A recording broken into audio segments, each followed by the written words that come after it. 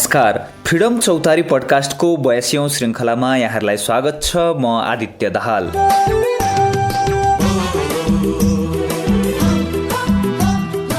COVID-19 को संक्रमणको महामारीबाट मानिसहरूलाई बचाउन सरकारले लकडाउन विधि अवलम्बन गरिरहेको छ। तर पनि संक्रमण फैलि नै रहेको छ। बरु उल्टै बन्दाबन्दीको कारण समाजमा विभिन्न समस्याहरू बढेर गएका छन्। जनजीवन कष्टकर बनेको छ र अब लकडाउनको विकल्पको माग पनि चर्को भइरहेको छ। यसै सन्दर्भमा आजको पडकास्टमा हामी समाजका विभिन्न क्षेत्रका 4 जना व्यक्तित्वहरूसँग गरिएको छलफललाई प्रस्तुत गर्दैछौँ। लोकतन्त्र संवादका लागि सामाजिक अभियन्ता नारायण भट्टराईले सहजीकरण गर्नुभएको यो छलफलमा हुनुहुन्छ अर्थशास्त्री प्राध्यापक डाक्टर रामप्रसाद ग्यावाली, जनस्वास्थ्यविद डाक्टर लक्ष्मीराज पाठक, नेपाल प्रहरीका पूर्व डिआइजी हेमन्त मल्ल र अधिकारकर्मी अधिवक्ता लक्ष्मी शर्मा। कोरोना महामारीको यो सङ्कटको सामना गर्न सरकारले लिने रणनीतिका सम्बन्धमा धारणा बनाउन यस संवादले सहयोग पुग्ने विश्वास लिएर हाम्रो फ्रिडम चौतारी पडकास्टको 82औं श्रृङ्खलामा प्रस्तुत गरेका छौँ। सुनौ लोकतन्त्र संवादमा लकडाउनको विकल्प बारेको यो बहस।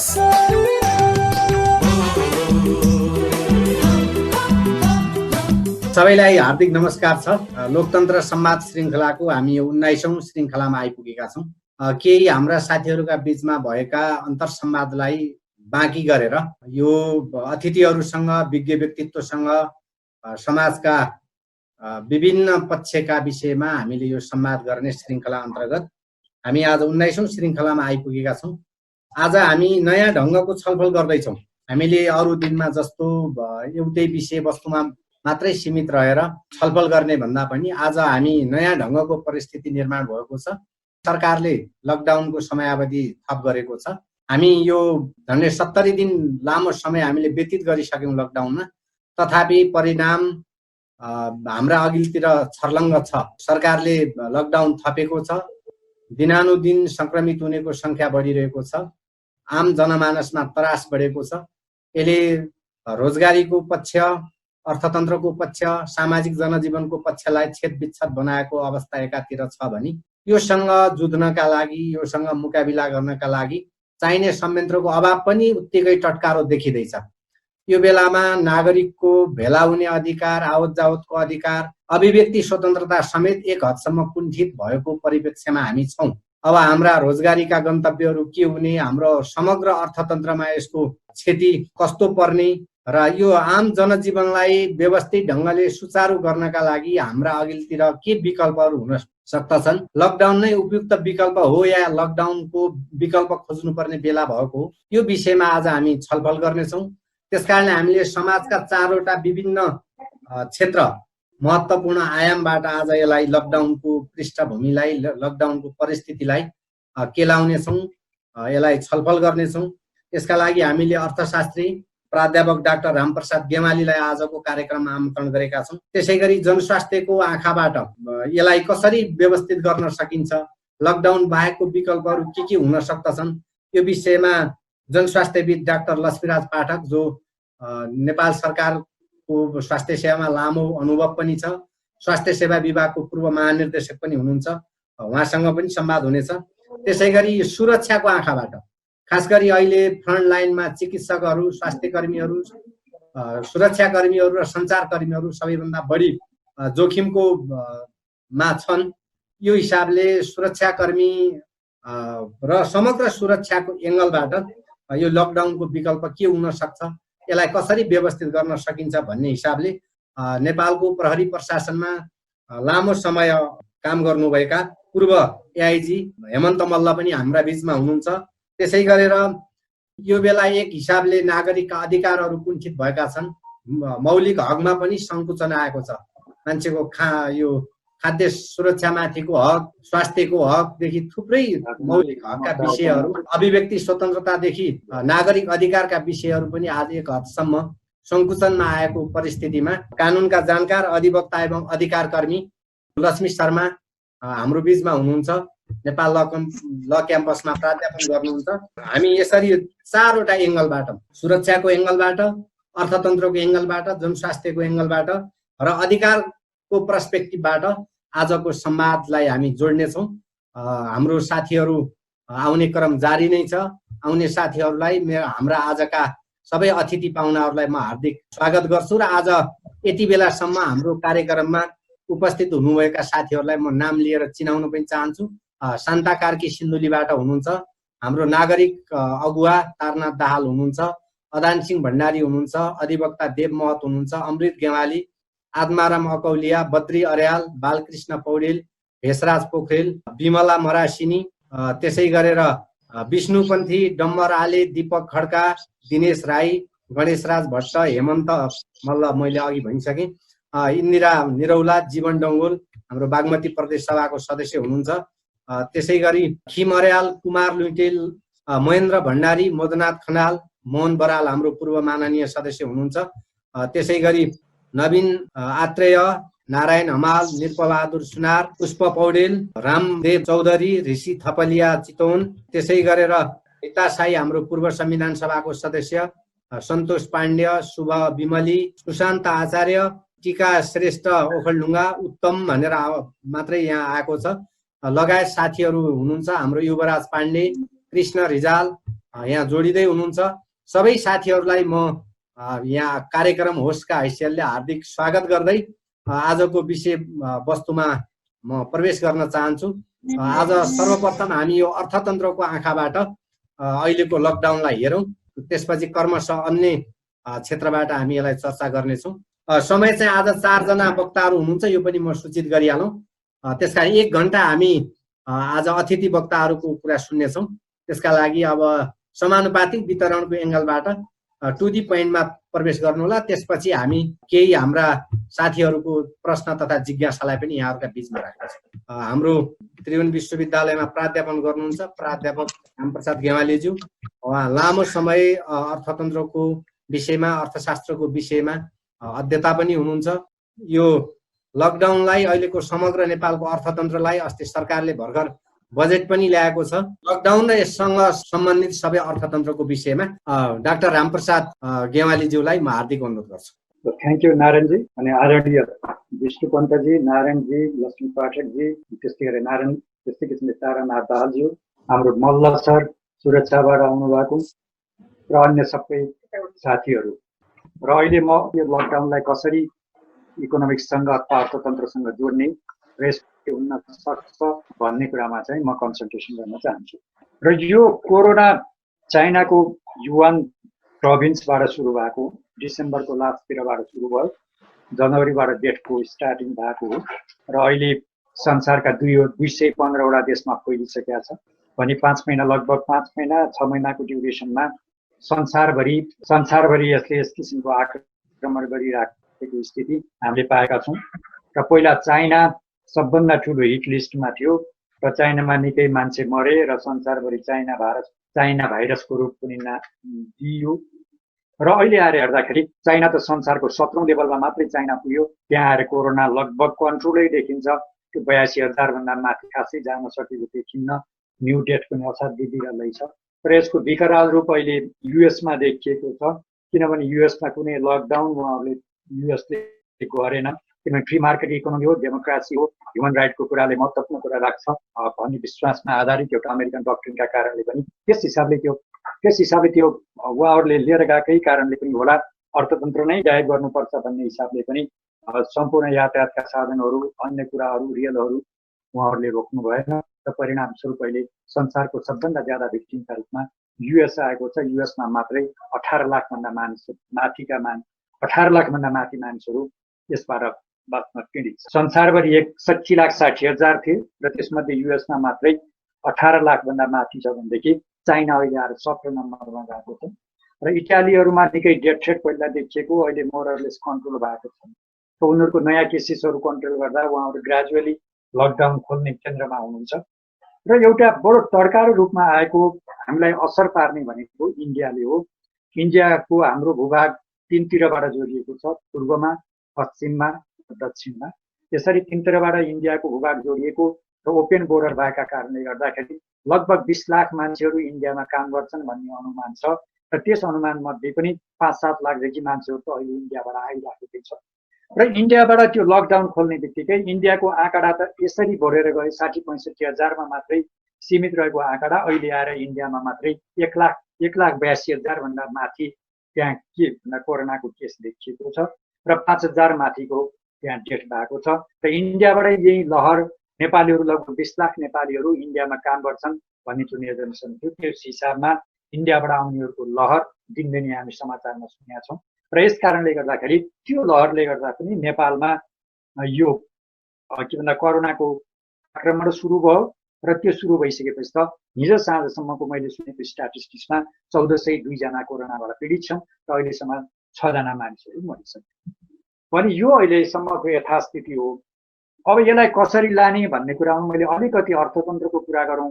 मैले अस्तिकै कुरामा भनेको थिएँ कि अर्थतन्त्र एक हिसाबले संसारभरि यो रिसेसन सुरु भएको छ, मन्दी सुरु भएको छ। It is the largest crisis after the great depression भनेर इकोनोमिस्टहरू भन्छन्। अनि आइएमएफकै वास्तवमा डाइरेक्टरले पनि 1930 को ग्रेट डिप्रेसन पछिको ठुलो इकोनोमिक क्राइसिस हो भन्ने कुरालाई उहाँले पनि एक्सेप्ट गर्नुभएको छ। र मेडिकल पर्सपेक्टिभबाट हेर्दाखेरि यो स्पाइनस फ्लू भनेर भन्छ के अरे, त्यो हाम्रो डाक्टर साहबै हुनुहुन्छ मेडिकल साइन्सको, उहाँले भन्नुहोला। त्यसपछिको यो मलाई लाग्छ it is the largest crisis of the century हो। यस्तो यो ठुलो क्राइसिसलाई यो कसरी ट्याकल गर्ने भन्ने सम्बन्धमा यो लकडाउनले गर्दाखेरि हाम्रो टुरिज्म सेक्टरमा पहिलो इफेक्ट पार्यो र त्यसबाट बेरोजगारी बढ्यो अनि प्लेनहरू आउन छोड्यो। त्यो सबै कारणले टुरिज्म सेक्टर तपाईँको धराशायी भएर गयो। पहिलो एट्याक चाहिँ हाम्रो टुरिज्म सेक्टरबाट भयो भनेदेखि दोस्रो लकडाउनको एट्याक के भयो भने यो जुन रेमिट्यान्स आउनुहुन्थ्यो र नेपालीहरू बाहिर बसेर काम गर्नुहुन्थ्यो, बाहिर बसेर काम गर्ने नेपालीहरू को एक हिसाबले बाहिर पनि त लकडाउन छ, बाहिर पनि काम गर्ने माहौल छैन। कतिपय मान्छेहरू इन्फर्मल सेक्टरमा काम गर्नुहुन्छ, उनीहरू जागिरबाट छुटिरहेका छ र त्यो हिसाबले गर्दाखेरि उहाँहरूको आम्दानी पनि घट्यो। त्यो घट्दाखेरि नेपालको फरेन एक्सचेन्ज रिजर्भमा रेमिट्यान्सले 60% भन्दा बढी जुन सहयोग गर्थ्यो र त्यो 60% भन्दा बढी सहयोग गर्ने रेमिट्यान्सको फ्लोमा ऱ्यापिडली कम आयो। अनि अर्को कुरो, जसरी लाखौँ मानिसहरू विदेशमा रोजगार पाउनु भएको थियो, उहाँको रोजगार घटेर गयो। र अब समस्याका रूपमा के आयो भनेदेखि देशभित्र पनि बेरोजगारी समस्या विकरालै भएको र अनि बाहिरबाट पनि नेपालीहरू यहाँ भित्र भित्रिँदा अर्थतन्त्रमा दोहोरो मार पर्यो र यसले गर्दा बेरोजगारीको सङ्ख्या चाहिँ तीव्र रूपमा बढेर गएको छ। इन्डियाबाटै 8-10 लाख मानिसहरू अब आइसक्ने जस्तो कुरा सुनिएको छ। एक्युरेट डाटा छैन, किनभने दिनदिनै हामी मिडियामा सुन्छौँ र त्यस्तै किसिमबाट त्यस्तो मुलुकबाट पनि ह्युमन राइटको कुराहरू हो, आफ्नो मातृभूमि हो, हामी आउन चाहन्छौँ भनेर भन्यो भने उहाँहरूलाई ल्याउन पनि पर्छ र नेपाल सरकारले ल्याउने कुरा पनि गरेको छ र त्यस हिसाबले गर्दा उहाँ पनि आउँदाखेरि देशमा बेरोजगारीको सङ्ख्या झन बढेर जाने। र अर्कोतिर नेपाल फुड डेफिसिट कन्ट्री हो, नेपाल कृषि प्रधान मुलुक हो। अर्थतन्त्रको 28% अहिले पनि अर्थतन्त्रको जिडिपीको 28 देखि 30% चाहिँ हाम्रो कृषि क्षेत्रले वास्तवमा धानेको छ र यो कृषि क्षेत्रले यत्रो जुन यो हाम्रो चाहिँ धानेको जुन छ, जुन अर्थतन्त्रलाई धानेको हो, अब यसले यत्रो धान्दा पनि नेपाल चाहिँ खाद्यान्न वस्तुमा चाहिँ आत्मनिर्भर छैन, बाहिरबाट आयात गरेर ल्याउनु पर्छ। हामी कोदो आयात गर्छौँ, फापर आयात गर्छौँ, धान आयात गर्छौँ, चामल आयात गर्छौँ। हाम्रो एउटा यस्तो किसिमको दुःखद र एउटा वेदनापूर्ण स्थिति छ कि यसले गर्दाखेरि अर्को फुड क्राइसिस र फुड डेफिसिट पनि यसले बढेर जान्छ। त्यसका लागि पनि म्यानेजमेन्ट गर्न पर्ने देखिन्छ। यिनी अर्थतन्त्रका चुनौतीहरू हुन्। अब लकडाउनलाई के गर्ने भन्ने सम्बन्धमा मलाई लाग्छ हामीसँग अहिले मेडिकल साइन्सकै मान्छे हुनुहुन्छ, उहाँले ज्यादा गर्नुहोला। हामीसँग युएसमा जस्तो, युरोपियन कन्ट्रीमा जस्तो कोरोनाले एट्याक गर्यो भने त्यस्तो हस्पिटलहरूको इन्फ्रास्ट्रक्चर हामीसँग छैन। मान्छेहरू मर्यो भने कुकुर मरे चाहिँ मर्न पर्ने स्थिति आउन सक्ने सम्भावना देखिन्छ, किनभने अहिले 1400 नाग्या छ, त्यस्तो विकराल छ, कति क्वारेन्टाइनमा बस्नु भएको छ। हामीसँगको स्वास्थ्य साधनहरू इक्विपमेन्ट हुन्थ्यो, हामीसँग हस्पिटलहरू हुन्थ्यो, सम्पूर्ण सुविधा र इन्फ्रास्ट्रक्चर हुन्थ्यो भने लकडाउनलाई इमिडिएटली इन्डियाले जस्तै खोलिदिए पनि अथवा युरोपियन कन्ट्री अथवा अमेरिकाले जस्तै हामी त्यो खोलिदिए पनि त्यतिखेर के भन्दा त्यसलाई थाम्न सक्ने स्ट्राटेजी हुन्थ्यो। अब लकडाउन खोलेर अर्थतन्त्र त रेस्क्यु हुन्छ, तर अर्थतन्त्र रेस्क्यु भए पनि पहिलो प्रायोरिटी त ह्युमन हेल्थ हुँदो रहेछ। रात्रै अर्घा खुलाउँछ भन्छ, मान्छेको शरीर बाँच्यो भने काम गर्न सक्ने हो, अब शरीरै भएन भने त काम गर्न पनि सकिँदैन। र त्यस कारणले गर्दाखेरि पहिलो चुनौती हेल्थको, र दोस्रो पनि त्यत्तिकै चुनौती के छ भने रोगले मात्रै मान्छे मर्दैन, भोकले पनि मर्दो रहेछ भने अब भोकबाट कसरी गुजारा गर्ने भन्ने ठुलो चुनौतीका रूपमा छ। र यो चुनौतीलाई हेर्दाखेरि मलाई के लाग्छ भनेदेखि अहिले उहाँहरूले लगभग जेठको अन्तिमसम्मै यसलाई लिएर जानु भएको छ लकडाउनलाई। नेपालको परिस्थितिमा इन्फ्रास्ट्रक्चर डेभलपमेन्ट नभएको र हामीसँग मेडिकल इक्विपमेन्टहरू पनि त्यति धेरै नभएको, भेन्टिलेटरका अरू सुविधाहरू पनि नभएको, त्यस कारणले त्यो ठुलो महामारी सम्हालि नसक्ने स्थितिलाई चाहिँ गर्नुभन्दा यसलाई अलिकति पर लैजाउँ भनेर उहाँले पर लिएर जानु भएको जस्तो लाग्छ। तर यो लकडाउन खुल्दा पनि हामीलाई चुनौती छन्, लकडाउन नखुल्दा पनि हामीलाई चुनौती छन्। अब अन्तिम जेठको अन्तिमसम्म त गइसकेकै छ, त्यसपछि हेर्दाखेरि मलाई लाग्छ अलिकति पार्सियली एप्रोच लिँदाखेरि राम्रो हुन्छ जस्तो मलाई लाग्छ। किनभने अहिलेको स्थितिमा इ कमर्सले काम गर्दो रहेछ। जति पनि हामी कारोबार गर्छौँ जस्तो इन्टरनेटको माध्यमबाट हुने कारोबारलाई इ कमर्स भनेर भनिन्छ। ब्याङ्किङ सेक्टरको कारोबार इ कमर्सबाट हुँदो रहेछ। अनि युनिभर्सिटीमा क्लासहरू भएका छैनन् भने अनलाइनबाट क्लास हुँदो रहेछ, हामी अनलाइनबाट क्लास लिइराखेका छौँ। यस्तै कन्फरेन्सहरू सेमिनारहरू हामी एकै ठाउँमा ग्यादरिङ हुन पाएनौँ, तैपनि हामीले अनलाइनबाट इ कमर्सबाट यसरी यो कन्फरेन्स गरिरहेका छौँ, वेबिनारहरू हामी चाहिँ गरिराखेकै छौँ। भनेदेखि इ कमर्सले एउटा सब्स्टिट्युटको रूपमा काम गर्न सक्दो रहेछ भने केही सेक्टरहरू छन् जसलाई इ कमर्सले पनि बचाउन सक्छ, तर केही सेक्टरहरू यस्ता छन् जहाँ इ कमर्सले चाहिँ बचाउन सक्दो रहेछ। जस्तो खाद्यान्न वस्तुलाई पठाउनु पर्यो, ट्रकको त ड्राइभर गर्नु पर्यो, ट्रक ड्राइभिङ गर्नु पर्यो, अथवा प्लेनमा लिएर जानु पर्यो, गाडीमा लिएर जानु पर्यो, त्यतिखेर मेल पठाएर त काम गर्दैन, त्यतिखेर इन्टरनेटले काम गर्दैन भने रियल रूपमै काम गर्ने पनि हुनु पर्दो रहेछ। भनेपछि इकोनोमीलाई अलिकति सेग्रिगेटेड गर्ने, अर्थतन्त्रलाई अलिकति सेग्रिगेटेड गरेर केही क्षेत्रहरू टोटली लकडाउनमै लिएर जाने, जसलाई सब्स्टिट्युटका रूपमा इ कमर्स लिएर जाने। तर मुख्य रूपमा जहाँ अब हाम्रो खाद्यान्न समस्या हुन सक्छ, खाना सम्बन्धी वस्तुहरू जति उत्पादन गर्ने उद्योगहरू छन् त्योसँग सम्बन्धित गर्ने जति पनि सप्लाईको नेटवर्कहरू जति छ त्योसँग, जस्तो दुधको सेवा उपलब्ध गराउने होला, खाद्यान्न वस्तु उपलब्ध गराउने होला, मेडिसिन सम्बन्धी के भन्दा इक्विपमेन्टहरू, भेन्टिलेटरहरू, सेनिटाइजरहरू, मास्कहरूदेखि लिएर औषधिहरू, यो सप्लाई गर्ने च्यानलहरू होला। यो च्यानललाई चाहिँ छोड्न पर्छ, जसले जीवनमा चाहिँ डाइरेक्टली महत्त्व राख्छ, जनस्वास्थ्यसँग पनि खाद्यान्नसँग पनि। त्यो भएन भने त मान्छे बाँच्नै सक्दैन। भने यो सेक्टरलाई छोड्ने, यो सेक्टरलाई छोडिसकेपछि अरू सेक्टरहरू चाहिँ अनलाइन थ्रुबाट गर्न सकिन्छ। जस्तो ब्याङ्किङ सर्भिसेसहरू अनलाइनबाट गर्न सकिँदो रहेछ, युनिभर्सिटी र एजुकेसनको कामहरू अनलाइनबाट गर्न सकिँदो रहेछ। भने यो सेक्टरहरूलाई चाहिँ तपाईँ यो लैसकेपछि यसरी सेग्रिगेटिङ गरेर केही सेक्टरलाई छोड्ने र केही सेक्टरलाई कन्ट्रोलै गरेर लिएर गयो भनेदेखि यसले राम्रो उपलब्धि दिन्छ जस्तो लागेको छ। किनभने इन्डियाको अनुभव हामीलाई असाध्यै डर लाग्दो भयो। 60-65 हजारमा भएको अनुभव सबै छोड्ने बित्तिकै अहिले 1,82,000 भन्दा माथि गएका कारणले त्यो केस हाम्रोमा पनि आउँछ। हाम्रोमा पनि आइसकेपछि किनभने हाम्रो टेस्टको त्यति स्पिड ज्यादा छैन, काठमाडौँमा पनि पार्सियली टेस्ट भएको जस्तो लाग्छ। भने जहाँ चर्को रूपमा छ त्यसलाई सिल गर्ने, अहिले सिल पनि गर्नु भएको छ। जहाँ छैन भने त्यो क्षेत्रलाई खुला गर्ने र मुख्य रूपमा एग्रिकल्चर सेक्टर खुला गर्न पर्यो। खाद्यान्न नै भएन भने तपाईँ हामी कोही पनि बाँच्न सक्दैनौँ। एग्रिकल्चरै सेक्टर बन्द गऱ्यो भने नेपालको लार्जेस्ट पपुलेसनहरू, ठुलो मात्रामा जनसङ्ख्या कृषिमा आधारित भएको छ, उहाँहरूको रोजगारी गुम्छ, उहाँहरूको आम्दानी गुम्छ, उहाँको घर व्यवहार पनि चल्न सक्दैन। भने कृषिलाई रोकेर काम छैन, त्यसलाई कृषिमा पुग्न सक्ने मलखाद बिउहरूदेखि लिएर अन्य तपाईँको इक्विपमेन्टहरू जे छ त्यो सरकारले पुर्याइदिने ग्यारेन्टी लिनु पर्यो।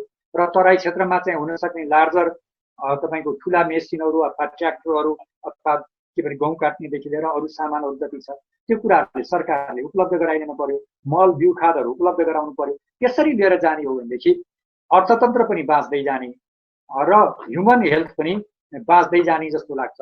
यो बेला ठुलो उपलब्धि ल्याउने समय चाहिँ होइन।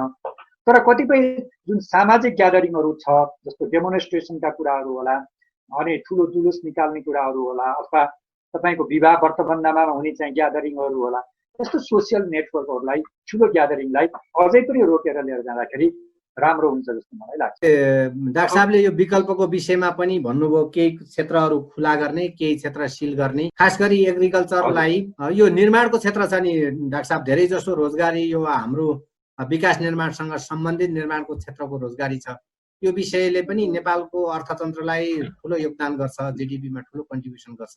यसको विषयमा निर्माणलाई लान सकिन्छ। हजुर हजुर, निर्माणको हो, त्यसले तपाईँको नेपालको ग्रोथलाई हाँक्छ। निर्माण सेक्टरले जस्तो ठुला किसिमका जुन हाम्रा परियोजनाहरू छन्, जस्तो हाइड्रो प्रोजेक्टहरू नै होला अथवा काठमाडौँमा पानी आउने मेलम्ची परियोजनाहरू होलान्, त्यस्ता अनि कन्स्ट्रक्सनका लार्जर सेक्टरहरू होलान्। त्यो लार्जर सेक्टरलाई चाहिँ खोल्न पर्छ, तर त्यो खोल्दाखेरि सँगसँगै त्यहाँ हुने मजदुरहरूको जीव धनको उनीहरूको स्वास्थ्यको सुरक्षा पनि प्यारलली त्यसलाई लिएर जान पर्यो। तर ग्यादरिङ गर्ने, एकै ठाउँमा खाने, तर सुरक्षाको प्रतिबन्ध उनीहरूलाई प्रत्याभूति भएन भने त्यो पनि स्प्रेड हुन सक्छ। र सबै मजदुरै मर्ने, सबै इन्जिनियरै मर्यो भने त भोलि बिहानै फेरि कसले कन्स्ट्रक्सन गर्ने हो? त्यो भने त नेपालको चाहिँ म्यान पावर अथवा त्यसलाई हामी ह्युमन क्यापिटल भन्छौँ भने त्यसलाई चाहिँ असाध्यै त्यो सेलेक्टिभ हिसाबले तिनीहरूलाई पाइने सुविधाहरू जस्तो मेडिकल साइन्सको पहिलो फर्स्ट फाइटरहरू भनेर भन्छ, मेडिकल साइन्समा काम गर्ने डक्टरहरू, सुरक्षाकर्मीहरू हुन्छ, उहाँहरूलाई सबभन्दा ठुलो प्रायोरिटी दिन पर्यो। किन उहाँको स्वास्थ्य बाँच्यो भने मात्रै सम्पूर्ण अर्थतन्त्रको स्वास्थ्य बाँच्ने हो। अनि त्यस्तै किसिमले प्रोजेक्टमा पनि अब सबै इन्जिनियरहरू कोरोनाबाट कोल्याप्स भयो भने भोलि बिहान कसले ड्राइभ गर्ने हो? त्यस कारणले उहाँहरूको पनि स्वास्थ्यको सुरक्षालाई ध्यान दिएर त्यो प्रोग्रामहरू साइमल्टेनियसली लानु पर्यो। तर त्यो प्रोग्राम चाहिँ आएको देखिँदैन। तपाईँ विष्णु हाम्रो नारायणजीले भन्नुभएको कुरा एकदमै कन्भिन्सिङ हो। यो सेक्टरलाई लानुपर्छ। अनि उद्योगका पनि कुराहरू जुन खाद्य वस्तुसँग रिलेटेड जति उद्योगहरू छन्, अनि हाम्रो ह्युमन हेल्थसँग रिलेटेड जति उद्योगहरू छन्, जस्तो मास्क बनाउने उद्योगहरू होला, भेन्टिलेटर बनाउने उद्योगहरू होला, सेनिटाइजरहरू बनाउने उद्योगहरू होला, त्यस्ता उद्योगहरू नेपालमा नहोला, तर अर्का उद्योग छन्, अर्का उद्योगमा भएको श्रम छ, त्यहाँबाट उनीहरूको माग भएको छैन भने त्यस्तो उद्योगलाई डाइभर्ट गरेर, त्यसलाई कन्भर्ट गरेर, त्यहाँको इक्विपमेन्ट र संसाधनलाई कन्भर्ट गरेर हामी यो मेडिकल प्रोडक्टहरू जुन भेन्टिलेटरदेखि लिएर अरू कुरा औषधि उपचार पनि गर्न नसकौँला, that is the technical matter. तर मास्कदेखि लिएर अरू कुराहरू जुन गर्न सकिनेछ त्यतातिर त्यसरी डाइभर्ट गरेर लिएर गयो भनेदेखि यसले 1-2 महिना फेरि पछि जान्छ। पछि जाँदाखेरि अनि फेरि अर्को स्ट्राटेजी चाहिँ डेभलप हुन्छ। तर एकैचोटि खोलिदियो भने यो भयावह स्थिति हुन्छ ठुलोहरूलाई। मेरो विचारमा अर्को एउटा महत्त्वपूर्ण कुरा के हो भने खोल्ने भन्दाखेरि सार्वजनिक यातायात खोल्दाखेरि बडो डरलाग्दो स्थिति हो। त्यो सार्वजनिक यातायातहरू खोल्ने भनेको खाद्यान्न वस्तुहरूलाई डेलिभर गर्नका लागि, अनि त्यस्तै किसिमले मेडिकल इक्विपमेन्टहरू डेलिभर गर्नका लागि, औषधिहरू डेलिभरीका लागि, बिउ बिजनहरू चाहिँ कृषिमा पुर्याउनका लागि, उद्योगलाई चाहिने कच्चा पदार्थहरू पुर्याउनका लागि त्यस हिसाबले यातायात खोलिदिनुपर्छ। अब पब्लिक यातायातै ओपेनै खोलिदियो भने त फेरि पब्लिक यातायातकै थ्रुबाट अर्को स्प्रेड अप चाहिँ त्यसरी जान सक्छ होइन सार्वजनिक। त्यसलाई कन्ट्रोल गरेर यसरी लानुपर्छ। अब म बजेटमा आउँछु। अस्ति मात्रै हाम्रो अर्थमन्त्री युवराज खतिवडाजीले आर्थिक वर्ष 77-78 को बजेटलाई सार्वजनिक गर्नुभएको छ र यो बजेट चाहिँ 14 खरब चान्चुनको उहाँले बजेट लिएर आउनु भएको हो। उहाँले हेल्थ सेक्टरलाई चाहिँ प्रायोरिटी दिनुभएको छ। 23 अरबपति चाहिँ उहाँले थप रकम यतातिर एलोट गर्नुभएको छ भनेदेखि यसमा यो ठुलो एमाउन्टमा उहाँले रकम त छुट्याउनु भएको छ। तर त्यो रकम छुट्याए पनि अब यसमा यो कसरी लिएर जाने भन्ने कुराको चाहिँ कन्क्रिट स्ट्राटेजी चाहिँ देखिँदैन। एउटा पपुलिस्ट बजेटकै रूपमा यो पनि गर्छु, ऊ पनि गर्छु, अर्को पनि गर्छु भन्ने हिसाबले सबै कार्यक्रमहरूको निरन्तरता छ, तर बजेट चाहिँ 0 एमाउन्टमा छ अरू हिसाबमा। तर हेल्थ सेक्टरमा उहाँले बजेट छुट्याउनु भएको छ। त्यो हेल्थ सेक्टरमा बजेट छुट्याइसकेपछि तर त्यसलाई कसरी लिएर जाने, त्यसको स्ट्राटेजीहरू के हो, हेल्थ सेक्टरको कुन सेक्टरलाई कसरी लिएर जाने हो, त्यो कुनै स्ट्राटेजिकली त्यो के पनि देखिन्न। अब block of the money has been separated, एउटा त्यो ब्लकलाई उहाँले छुट्याउनु भएको छ, त्यतिमा मात्रै बजेट सीमित छ। अब बजेटको अर्को पाटाहरू धेरै लाभ छन्, त्यो पाटामा अहिले नजाउँ। तर के भने जसरी एड्रेस गरिन पर्ने हो, जुन स्ट्राटेजी आउनु पर्यो त्यो स्ट्राटेजी चाहिँ बजेटमा आएको छैन। कुन सेक्टर खोल्ने, कुन सेक्टर नखोल्ने, कता लिएर जाने, त्यो कुरा पनि त्यहाँ चाहिँ आएको छैन। डाक्टर साहब, यो अघि हजुरले ब्याङ्किङ र यो अनलाइन क्लासको कुरा पनि गर्नुभयो, विद्युतीय ट्रान्जेक्सनको पनि अहिले अभ्यास र प्रचलन बढ्दै गएको छ। तर यो नेपालीहरूको धेरैको एक्सेसमा छैन। हाम्रो यो रमेश बस्ताकोटीजीले यहाँ च्याट मार्फत प्रश्न पनि राख्नु भएको रहेछ, अनलाइन ब्याङ्किङमा कतिको पहुँच छ, अब यसले तपाईँको यो लकडाउनको विकल्प दिन सक्छ त भन्ने आशय होला उहाँको। यसमा केही थप छ हजुरको? होइन, यो कस्तो भने यो समय र परिस्थितिले पनि गराउँदो रहेछ। जस्तो कि मैले पनि यो जुममा यस्तो सेमिनारहरू गर्ने, क्लास लिने मलाई पनि थाहा थिएन। समय र परिस्थिति आयो, म पनि जुममा इन्भल्भमेन्ट भएँ। तर जहाँसम्म तपाईँको मोबाइल नेटवर्कहरू पुगेको छ, जहाँसम्म उहाँहरूको मोबाइल छ, त्योसम्म यसले एक्सेस दिन सक्छ। अब गाउँमा त अब ब्याङ्कै पनि नभएका गाउँहरू होलान् कतिपय त, एउटा दुईटा मात्रै, एउटा गाउँपालिकामा एउटा ब्याङ्क, दुईटा ब्याङ्क मात्रै पनि होला। ब्याङ्कमै पुग्न तपाईँको 2 घन्टा 3 घन्टा 4 घन्टा लाग्ने गाउँपालिकाहरू पनि होलान्। त्यस्तो परिस्थिति त होला। तर यो विकल्पका रूपमा चाहिँ यो ब्याङ्किङ सेक्टरै टोटल बन्द गर्दा त जिडिपी नै बन्द भएर हुने जाने भयो, नेपालले क्रेडिटै नपाउने भयो होइन, ऋण सुविधा नै नपाउने भयो, डिपोजिट गर्नै नपाउने भयो भनेदेखि टोटल लक हुनुभन्दा यसलाई चाहिँ विकल्पका रूपमा लिएर जाने हो। यो सिक्दै जाने क्रम हो, परिस्थिति आउँदै गएपछि सिक्दै गइन्छ, यो सिक्दै जाने हो। त्यो पोजिटिभ एटिच्युड राख्नुपर्छ। यस्ता सेक्टरहरू चाहिँ यी कमर्सले बाँच्छन्, हामी सिक्दै पनि जान्छौँ, अरूलाई पनि सिकाउनुपर्छ। हस्, डाक्टर साहबलाई धेरै धेरै धन्यवाद छ। हजुरको समय यदि मिलेछ भने हजुर यो श्रृङ्खलामा निरन्तर बसिदिनु होला डाक्टर साहब। केही जिज्ञासाहरू पछि पनि आउन सक्नेछन्। म यसपछि यो जनस्वास्थ्यको एङ्गलबाट डाक्टर लक्ष्मीराज पाठकज्यूकोमा जान्छु। अहिलेको यो संवेदनशीलतालाई ध्यानमा राखेर लकडाउन बाहेकको विकल्प के हुन सक्छ र यसलाई कसरी व्यवस्थित गर्न सकिन्छ डाक्टर साहब? यो लकडाउनका विषयमा बोल्दाखेरि धेरै लाइन खर्च गर्नु पर्दैन होला है। योभन्दा अगाडिको केही तथ्यहरू भन्न चाहन्छु। यहाँ धेरै साथीहरू छन् जसले यसमा भाग लिइरहनु भएको छ। यो तथ्यहरू भन्दा चाहिँ उचितै हुन्छ जस्तो मलाई लाग्दछ। हामी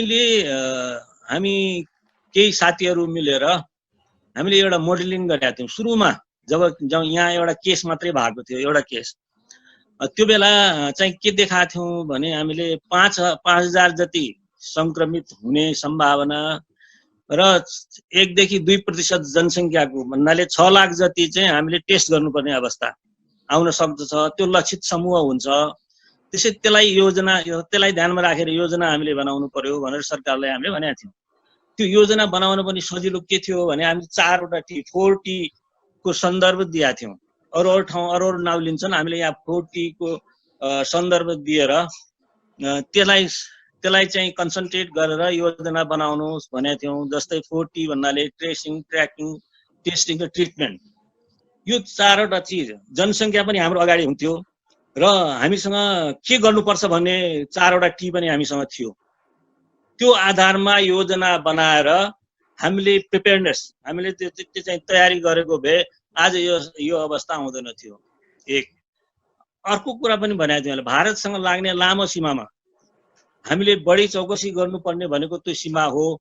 र त्यसमा मैले नै यो भैरवाको एउटा टेस्ट केस स्टडी जस्तो बनाएर भैरवाकै नाकाबाट आउनेहरूको सङ्ख्याको भोलि कस्तो के हुन सक्छ तर भनेर त्यसको एउटा भू बनाएर प्रेजेन्टेसन पनि भएको हो। त्यति गर्दाखेरि पनि सरकार पूर्ण रूपमा, यो त म भन्न सक्छु चुनौतीका रूपमा कि पूर्ण रूपमा चुकेको छ सरकार। एक यसलाई चाहिँ यतिकै भन्छौँ, यसलाई व्याख्या नगरौँ पछि।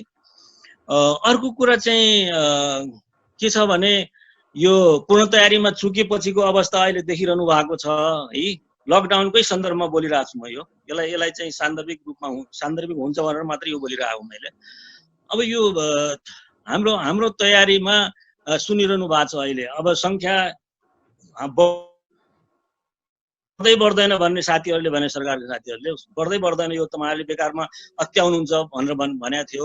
अब आज देखिसक्नुभयो 2000 पुग्न लागिसक्यो झन्नै।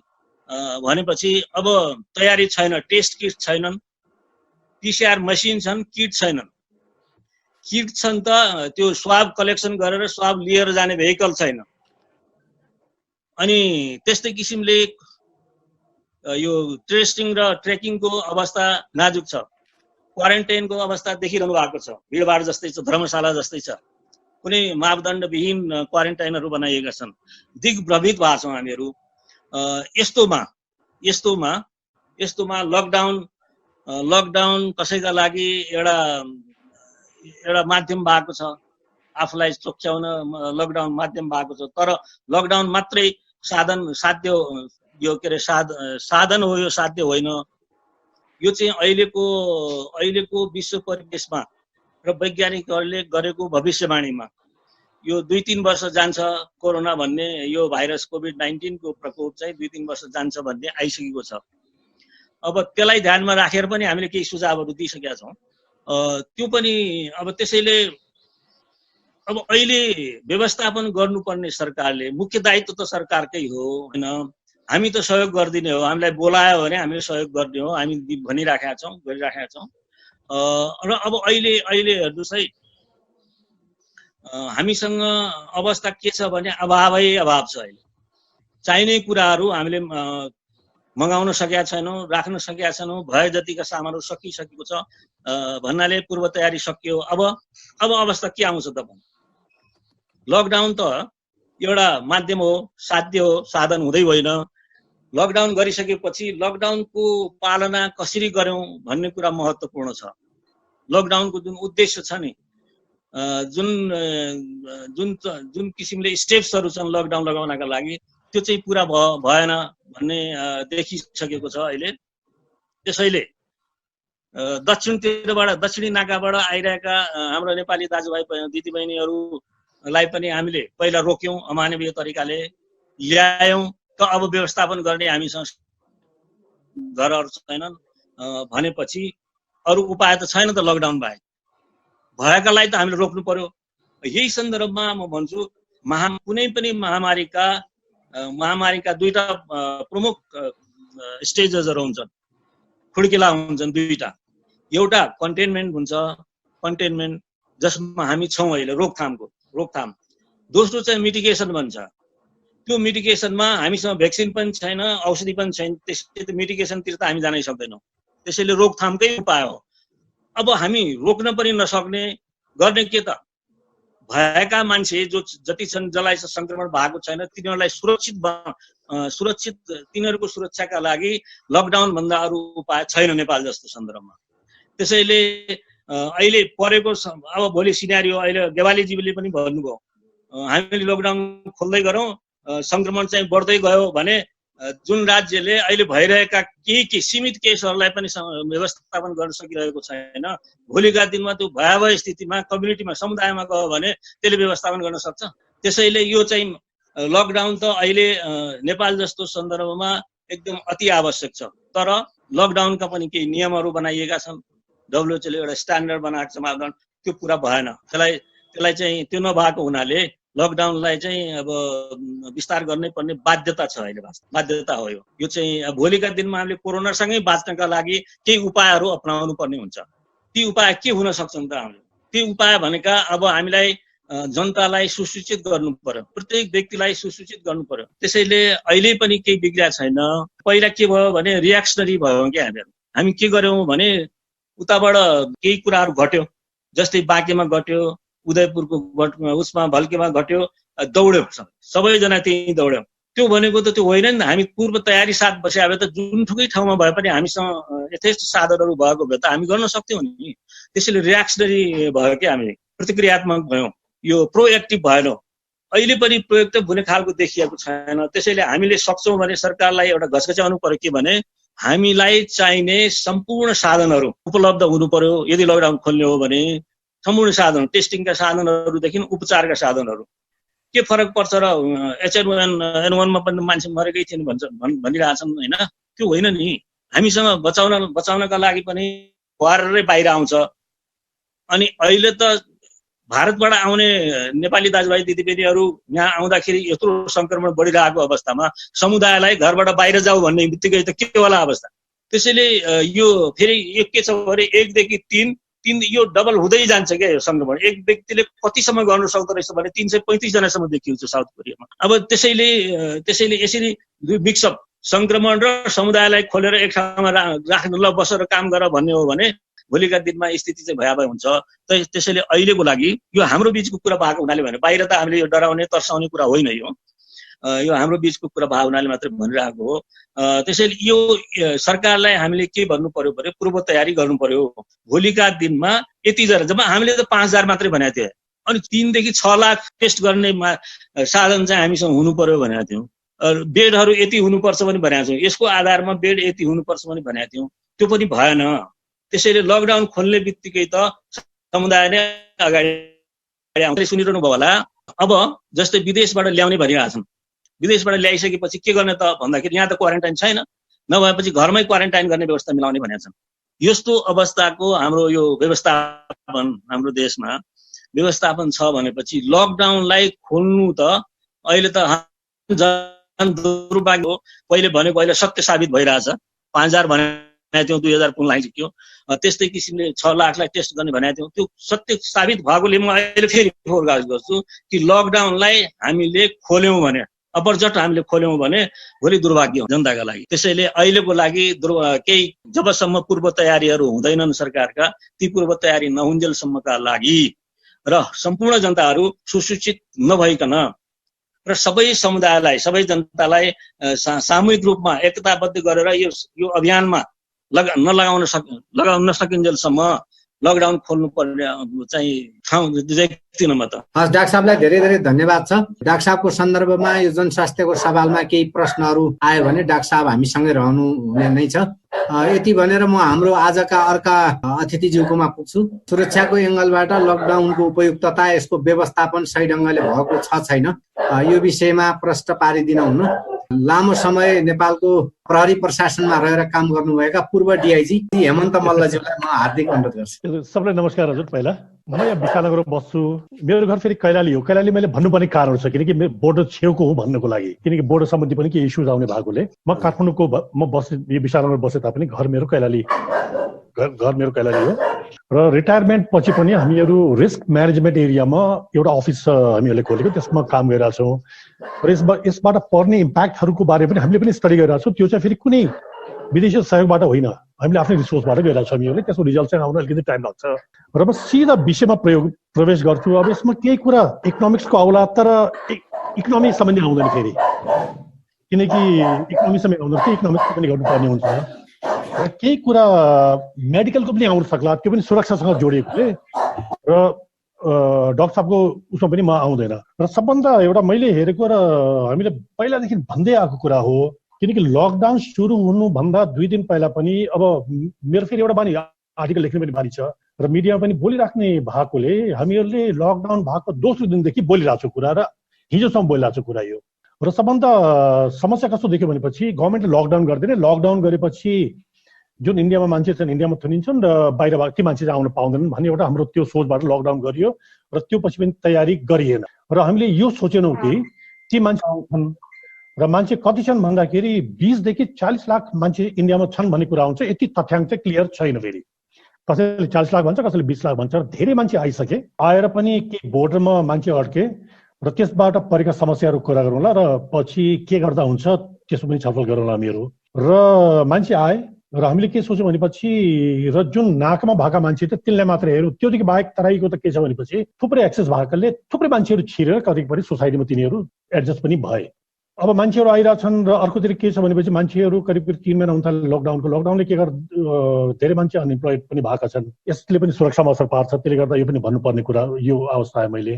र जो मान्छे चाहिँ सेभिङ थियो, जागिरगात छ र सेभिङ छ जुन मान्छे छ त्यो सेभिङ पनि बिस्तारै ड्रेन हुँदै गइरहेछ, एउटा अवस्था थियो। र त्यसले गर्दा हामीहरूले हेरौँ यसबाट पर्ने असरहरू के भन्दाखेरि हामीहरूले पहिलादेखि भन्दै आएको अपराध पनि म भन्छु कुन कुन किसिमका अपराधहरू यसबाट फ्युचरमा। त्यसले गर्दा यो अपराधको कुरा भयो। र त्योभन्दा पहिला हामीहरूले भनेको के भने तपाईँको एजुकेसन देखिन्छ भन्ने कुरा हामीले गरेका थियौँ होइन, किनकि अब मान्छे खाली भयो र डे टु डे समस्यासँग जुझ्दै गयो, खाने पनि भएन र समस्याहरू थपिँदै गएपछि एजुटेसन हुन्छ र त्यो एजुटेसन चाहिँ बोर्डरबाट सुरु हुन्छ भन्ने हामीले कुरा गरेका थियौँ। र पहिलो एजुटेसन हामीहरू हेरौँ तपाईँको त्यो नेपाल छिर्न खोज्ने जुन भिड छ, चाहे त्यो लाठीचार्जको कुराहरूलाई या गोली फायर भएको कुराहरूको अवस्था हामीहरूले हेरौँ, पहिलो अवस्था कहाँ देख्यो भनेपछि बोर्डरमा देख्यो त्यो अवस्था। र त्यो अवस्था अहिलेसम्म देखिरहेछ होइन। एउटा कुरा त्यो ती मान्छेहरूलाई हामीले नेपालभित्र छिरायौँ तर अस्ति मैले हाम्रो साथीहरूसँग कुरा गरेको थिएँ विभिन्न क्षेत्रमा, किनकि इन्डियामा कस्तो देख्यो भनेपछि मान्छेलाई हामीले क्वारेन्टाइनमा त ल्याएर राख्यौँ र इन्डियामा कस्तो समस्या देख्यो भने चाहिँ युपी र बिहारमा क्वारेन्टाइनमा राखेपछि त्यो व्यवस्था के पनि छैन।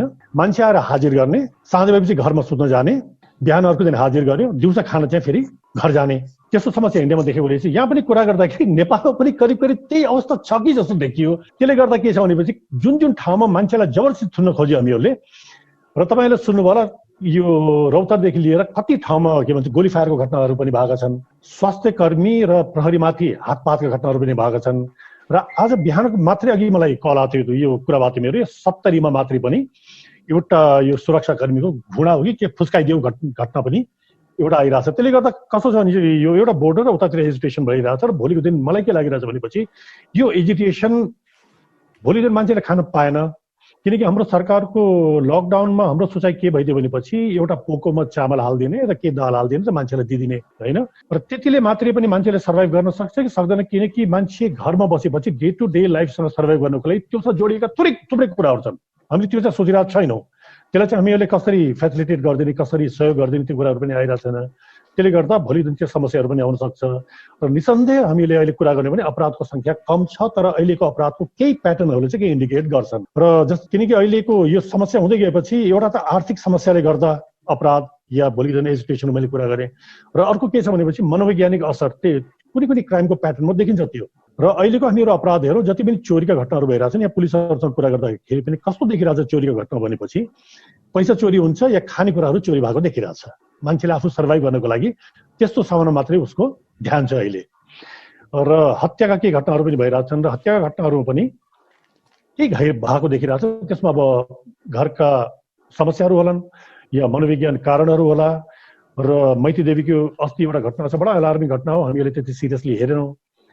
एउटा रेस्टुरेन्ट चलाउने मान्छे के भन्छ घर सर्भाइभल गर्न र ऋणले गर्दा त्यो मान्छेले आत्महत्या गर्यो। त्यसले गर्दा हामीहरूले के देखेछौँ भनेपछि यो पछि गएर यो लकडाउन बढ्दै जाने र यो अर्थ र के भन्छ मानसिक कुराहरू मैले गरेँ, त्यसले गर्दा कस्तो देखिरहेको छ भनेपछि आत्महत्या एकदम बढेर जान्छ। एउटा हामीले भनेकै छौँ आत्महत्या एकदम बढ्छ। र अर्को कुरा यो चोरी र लुटपाटको घटनामा चाहिँ वृद्धि हुन्छ भोलि दिन गएर। र अर्को हामीले हेरेको तपाईँको जुन के भन्छ हत्याका घटनाहरू छन्, यी हत्याको घटनामा वृद्धि हुन्छ। र त्योदेखि बाहेक अरू क्राइममा कुरा नगरौँ, स्पेसिफिक मैले भनेको यो 4वटा क्राइम। त्यसो पनि सबभन्दा मेरो कन्सर्न भनेको लुटपाट, चोरी र आत्महत्या चाहिँ एकदम बढेर जान्छ देखिरहेको छु मैले एउटा कुरा। र अब अर्कोतिर समस्या कस्तो देखियो भनेपछि अब सुरक्षाकर्मीको हाम्रो कुरा गर्ने भने सुरक्षाकर्मीमा मेडिकल सम्बन्धी इग्नोरेन्स एकदम बढी छ। एजुकेसन बढेको छ निसन्देह पञ्चायतकालमा आएको, पञ्चायतकालमा र अहिले कुरा गर्ने भने एजुकेसन लेभल चाहिँ धेरै माथि छ। तर तल्लो तहको सुरक्षाकर्मीमा के छ भने मेडिकल त्यो इग्नोरेन्स, एजुकेसन छैन मेडिकल सम्बन्धी। र उनीहरूको सुरक्षा र सुविधाको हामी कुरा गरौँ न उनीहरूसँग त्यो प्रोटेक्टिभ के सामानहरू छ, ड्युटीमा खटेका छन्। र सुरुदेखि नै हामीले भन्दा पनि अहिले के भइदियो भनेपछि ट्रान्समिट हुने घटनाहरू एपिएफमा देखियो, आर्मीमा देखियो, नेपाल पुलिसको थुप्रैमा देखियो। र सबभन्दा डरलाग्दो जुन इस्यु चाहिँ कसैले सिरियसली हेरेको पनि छैन र क्यारी पनि गरेको छैन, जुन कालीमाटीको घटनामा जुन के भन्छ पुलिसहरूलाई देखेपछि होल युनिटीलाई सिल गरेर राख्नुपर्ने अवस्था आयो एउटा। र अर्को घटना भनेको बैतडीको घटना। बैतडीको जिल्ला प्रहरी कार्यालय पनि टेस्ट नगर्न र रिजल्ट नआएसम्म जिल्ला प्रहरी कार्यालय पनि सिल गरेर राख्नुपर्ने अवस्था भनेको के हो भनेपछि भोलिका दिन यस्ता पुलिसका थुप्रै युनिटहरू सिल गर्नुपर्ने अवस्था आयो भने त्यसले गर्दा समस्या के आउँछ भनेपछि हामीले हेर्दाखेरि के छ भने होइन त्यहाँ के भइदियो भने थप पुलिस पठाउँछ भन्ने सोचाइ हुन्छ। तर त्यो एरियाको प्रशासनिक जिम्मा लिएको, त्यो एरियाको अपराध अनुसन्धान जिम्मा लिएको, कानुन कारबाहीको जिम्मा लिएको लगायतको डेली सर्भिसदेखि लिएर हरेक कुराको जिम्मेवार निकाय त्यो हो। त्यसले गर्दा के हुन्छ यस्ता युनिटहरूमा भोलि दिन लकडाउन हुँदै गयो र त्यो सिल हुँदै गएपछि सुरक्षाको ठुलो चुनौती आउँछ। यसले गर्दा हामीले यो कुरा बुझिरहेको छौँ। अहिले त 2टा युनिट मात्रै देखिए, भोलि दिन गौशाला भइदियोस् त। र अस्ति मैले भन्नु पनि भनेको थिएँ यदि भोलिको दिन इन केस कहीँ भ्याली क्राइममा लकडाउन गर्ने अवस्था भ्यालीको क्राइमको के अवस्था होला, हामीले त्यो एरियातिर सोच्न सकिरहेको छैनौँ। यो कुरा कसरी के गर्दा आउँछ त्यो डिलमा फेरि गरौँला होइन। र त्यसले गर्दा के छ भने चाहिँ अर्को चाहिँ मैले जुन अघि पनि भनेको एजुकेसन र तपाईँको यो विरोधका कार्यक्रमहरू बढ्छन्।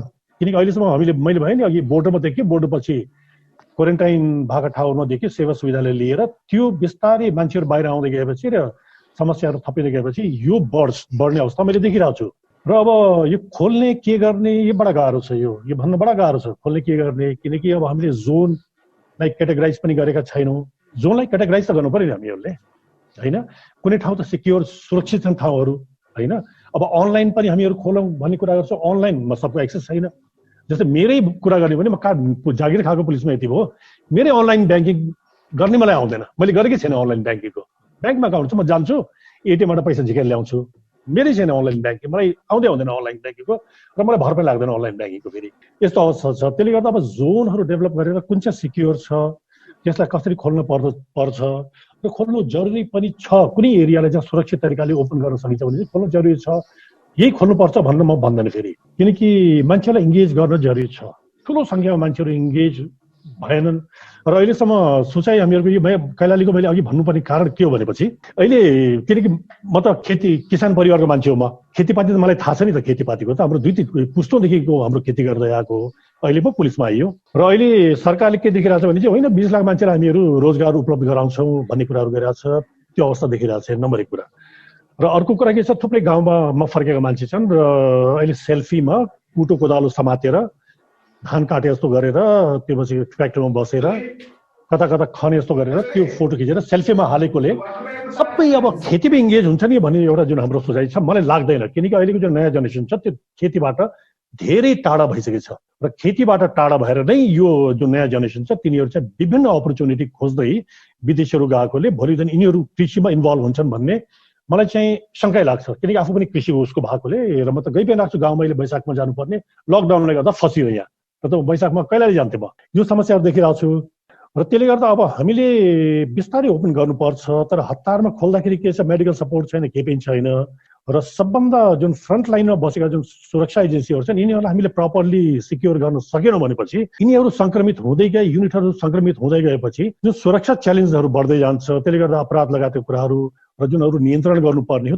त्यसमा चाहिँ समस्या आउँदै जान्छ। त्यसमा चाहिँ एकदमै सोचेर गर्नुपर्छ जे गर्ने गभर्मेन्टले एउटा कुरा। र अर्को कुरा जुन मैले अघि युनिटहरूमा जुन सङ्क्रमणको कुराहरू गरेँ र अस्ति मैले भनेको पनि थिएँ, यो तपाईँको जुन अब जुन पुलिसको डिप्लोयमेन्ट हुने सिक्युरिटी एजेन्सीहरूको, किनकि गभर्मेन्टले के गर्यो भनेपछि सङ्ख्या मात्रै थपेर सुरक्षा हुँदैन।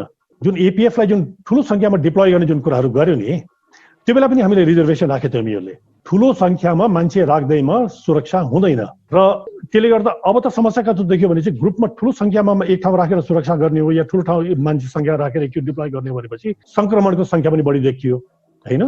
त्यसले गर्दा अब पुलिसले के गर्नुपर्छ, गभर्मेन्टले के गर्नुपर्छ भन्छु म, पुलिसले भन्दा पनि गभर्मेन्टले के गरिदिनुपर्छ भनेपछि एउटा त प्रोटेक्टिभ गर्ने सुरक्षा एजेन्सीहरूलाई, डिप्लोयमेन्टका जुन पुराना जुन तरिकाहरू छन् त्यसमा चाहिँ चेन्ज लिएर आउनै पर्छ। जुन ठुलो सङ्ख्यामा डिप्लोयमेन्ट गर्ने जुन हाम्रो चलन छ एउटा त्यो भयो। र पुलिसको जुन अर्को यो सुरक्षा एजेन्सीहरू डरलाग्दो के हुन्छ, यदि भोलिको दिन कसैले एउटा कोही बिरामी होस् ब्यारेकमा बस्ने, फेरि यो सङ्ख्या हो, फेरि ठुलो सङ्ख्यामा ब्यारेकमा बस्छ, ब्यारेकमा कहीँ छिरिदियो भने र अर्को फेरि ठुलो समूहमा अफिसमा बसेर काम गर्नुपर्ने हुन्छ, त्यो पनि चेन्ज गर्नुपर्ने हुन्छ। र इभन अपराध अनुसन्धानको ठाउँ पनि हामीले हेर्नुपर्ने हुन्छ, किनकि बैतडीमा हेरौँ कति ठाउँमा जुन थुनुवा छन् थुनुवामा सङ्क्रमित भएर पो युनिट बन्द गर्नु पर्यो नि, जुन एउटा हामीहरूको किनकि अस्ति भर्खरै 1 वर्षसम्मकालाई जरिवाना तिरेर पनि जुन हामीले छोड्यौँ त्यस्तै तपाईँको हरेकलाई ल्याएर थुन्नुपर्ने जरुरी छैन नि।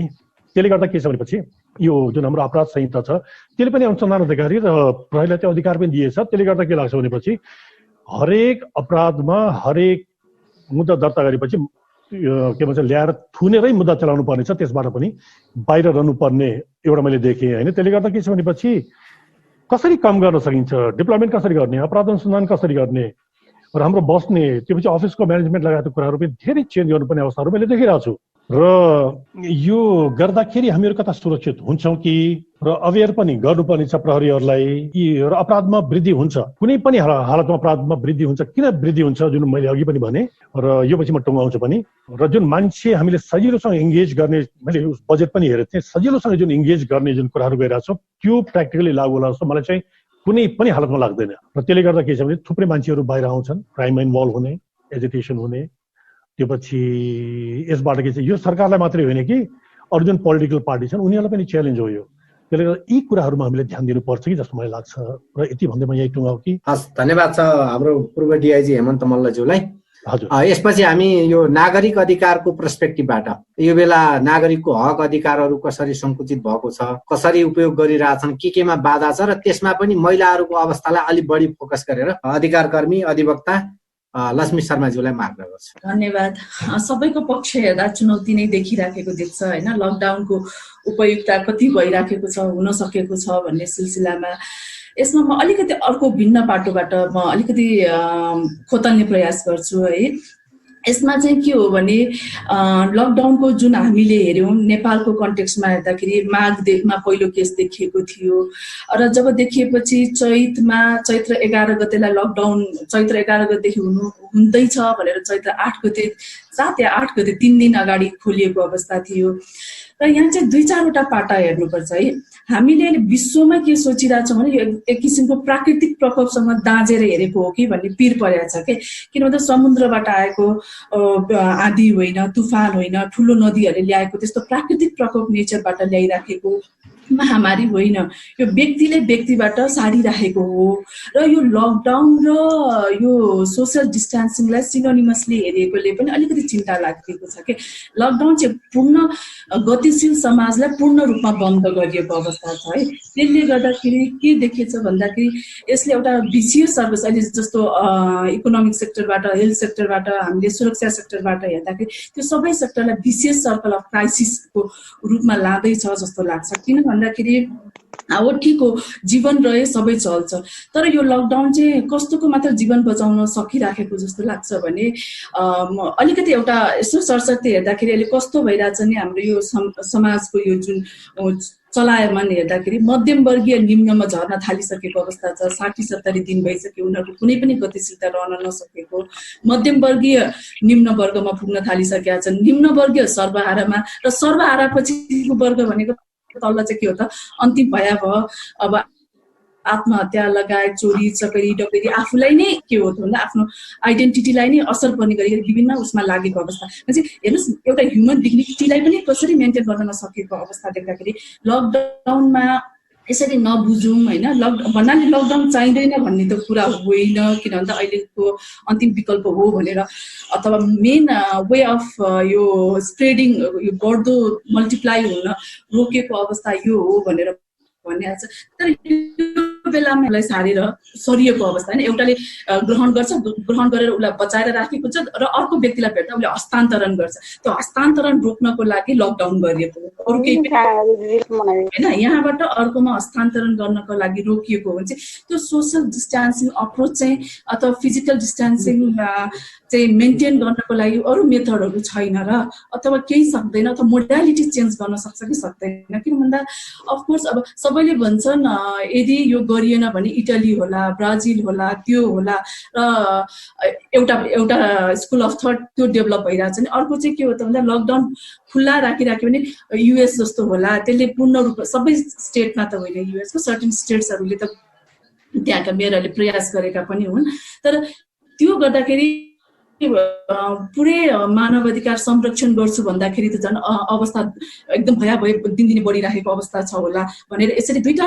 अप्रोचबाट हेरिराखेको अवस्थामा हेर्दा हामी जस्तो डेभलपिङ नेसन्सले चाहिँ मध्यमार्ग हेर्नु पर्यो कि समाजलाई गतिशील बनाउनको लागि के रहन सक्छ, कस्तो रहन सक्छ भन्ने प्रयास गर्न चाहिँ हाम्रो सम्पूर्ण वर्ग, मुख्यतः त मेन प्रिन्सिपल भनेको त कुशल शासकहरूमै अलिकति क्षमतामा अब भन्नुपर्छ जस्तो लाग्छ। किन भन्दाखेरि चैत्र 11 गतेदेखि हेर्दै जाँदा 1-1.5 महिना त पूर्ण रूपमा हामीले ढुकुटीको र भकारीको धान खाएर मस्तसँग बसेको अवस्था देख्यो, चाहे कुनै पनि क्षेत्रको वर्गले। किन भन्दा उसले जुन ऱ्यापिड एकदम फास्ट ट्र्याकमा ल्याउनु पर्ने जुन चेन्जेस छ, इन्फ्रास्ट्रक्चरल चेन्जेस, सेक्युरिटी होस्, अझ प्रिन्सिपल मेनली हेर्ने हो भने त हेल्थ सेक्टर होस् होइन, अनि मन्त्रालय बिचको कोअर्डिनेसन्सहरू होस्, त्यसबाट ल्याउनु पर्ने नयाँ संयन्त्रहरू होस्, त्यो हेर्दै हेरेर के थ्योरीमा बस्यो भने अहिले हामी नेपालका ओभरअल जम्मै जिम्मेवारी व्यक्तित्वहरू पर्खर हेर, यदि यो बढ्दै गयो भने सोचौँला भने जस्तो देखियो होइन। अब सीमित किटहरू ल्याउने, त्यसको परीक्षण नगर्ने, त्यसले चाहिँ त्यो लगेर अनि सोसाइटीमा लगेर टेस्ट गरेपछि त्यसलाई डिस्क्वालिफाइड गरेर फर्काउने, त्यसपछि फेरि रिप्रोसेसिङ गर्ने, त्यसपछि अनुदानको आँखा हेरेर बस्ने होइन, हात थापेर बस्ने, जसले गर्दाखेरि चाहे फाइनेन्स अथवा इकोनोमिक सेक्टर्स भनौँ अथवा सेक्युरिटी सेक्टर्स भनौँ अथवा हेल्थ सेक्टर्सका भनौँ होइन, यो सबै सेक्टर्सहरूको बिचको एक किसिमको कोअर्डिनेसनको ओभरल्यापको चाहिँ अहिले च्यालेन्जेस हामीले भोगेको हौँ होइन। र यस्तो हुँदाखेरि के भयो त भन्दाखेरि हामीले आफ्नो सेक्टर्समा आफूले हेर्नुपर्ने, सीमित गर्नुपर्ने गर्न सकिएन र कोअर्डिनेसन हुनु पनि सँगसँगै भएन। 2-3टा कुराले धेरै चिन्ता बढाइराखेको अवस्था छ। यो एकले अर्कालाई सार्ने हो भन्ने थाहा भइसकेपछि हामी यही नेपाल अधिराज्य, किन भन्दा यो त आयातित न हो, इम्पोर्टेड हो नि त यो महामारी त।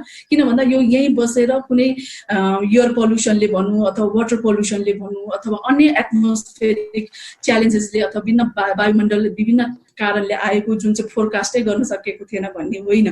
तर जब देखेर अब आउने र यो हाम्रो विश्व नै ग्लोबलाइज भइसकेको अवस्थामा हाम्रा नेपाली नागरिकहरू विभिन्न कारणले छिमेकी मुलुक लगायत विभिन्न मुलुक गल्फ कन्ट्रिजदेखि बियोन्ड द्याट आफ्नो अनुसारले हैसियत अनुसारले गएकाहरू र एउटा ग्लोबल च्यालेन्ज आइसकेपछि के हो त भन्दा राष्ट्रले आफ्नो स्टेट रेस्पोन्सिबिलिटी, राज्यको दायित्व समयमा बुझ्न उसले स्ट्राटेजी बनाउनै सकेन।